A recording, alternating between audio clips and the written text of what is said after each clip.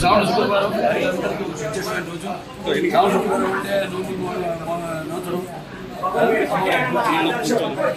అలాగే ఈరోజు నిన్న స్వాతంత్ర దినోత్సవ రోజు అక్కడ మా బసవతారక ఇండోమెరికన్ క్యాన్సర్ హాస్పిటల్ ఏదైతే అమ్మగారి పేరుతో ఉందో అండ్ రీసెర్చ్ ఇన్స్టిట్యూట్ హైదరాబాద్లో మేము ఇక్కడ జెండా ఎగురవేయడం జరిగింది. ఎందుకంటే నేను ఇక్కడ కావడం ఇవాళ నాన్నగారి పేరుతో నిన్న అమ్మగారి పేరుతో ఉన్న ఆసుపత్రిలో జెండా చేయడం ఇవాళ అనుకోకుండా ఇక్కడ అన్న క్యాంటీన్ అంటే ఏదైతే అన్న అంటే ఎవరు ఇంకా తారక రామారావు ఆయన ప్రారంభించడం జరిగింది. అక్షయ పాత్ర వారు ముందుకు వచ్చారు, వాళ్ళతో టైప్ అయ్యి ఈ యొక్క అన్న క్యాంటీన్ ప్రారంభించడం ఉమేశ్వరని 5 రూపాయలకి టిఫిన్ కానివ్వండి, మధ్యాహ్నం లేకపోతే రాత్రి భోజనాలు కానివ్వండి. అలాగే ఇప్పుడు నిన్న గుడివాడలో ఆయన ప్రారంభించడం జరిగింది ఒక అన్న క్యాంటీన్.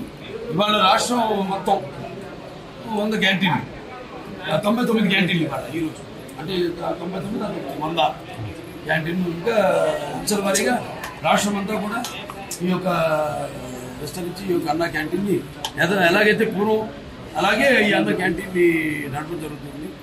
ముఖ్యంగా ఈ యొక్క రోజువారీ కూలీ నాది చేసుకునే వాళ్ళు అంటే ఆర్థికంగా దారిద్ర్య దిగువ రేఖ ఉన్నవాళ్ళు కష్టపడి రెక్కాడితే కానీ డొక్కాడని వాళ్ళకి మరి ఈనాడు ఎంతో పుష్టికరమైన ఆహారం. మీకు తెలుసు అక్షయ పాత్ర వాళ్ళు అంటే మా క్యాన్సర్ హాస్పిటల్ కూడా వాళ్ళు చేస్తుంటారు.